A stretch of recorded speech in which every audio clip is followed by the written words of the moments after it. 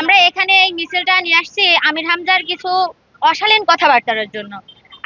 মানে আপনারা আমরা সবাই দেখেছি উনি আমাদের হচ্ছে তারেক জিয়া, যিনি আমাদের হচ্ছে মানে বিএনপির প্রধান নেতা আছেন, ওনার বড় বড় ভাই যিনি, ওনাকে নিয়ে কত খারাপ মন্তব্য করেছেন।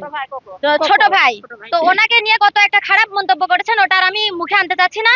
তো ওনার এই উনি একটা রাজনীতিবিদ, বর্তমান জেনারেশন উনি একটা রাজনীতিবিদ। ওনার এই রাজনীতিবিদের আগে কিন্তু ছোট থেকে আমরা ওনাকে চিনি একটা ইসলামিক বক্তা হিসেবে।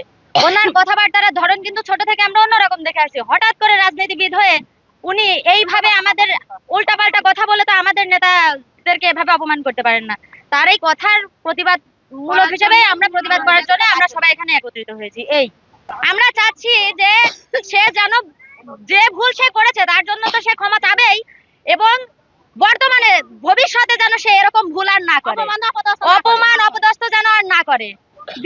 ভাষায় অপমানে অপদস্থ করেছে, তার বিনিময়ে আমরা এই মিছিল বের করেছি যাতে তার আইনগত ভাবে শাস্তি হয়, আর সে পরবর্তীবারে আমির হামজা যাতে অপমানি না করার সুযোগ পায়।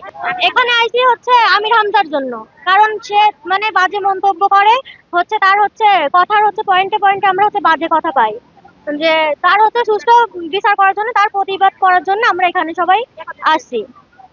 এটাই, তাই আমরা হচ্ছে এটার সুস্থ মানে বিচার চাই।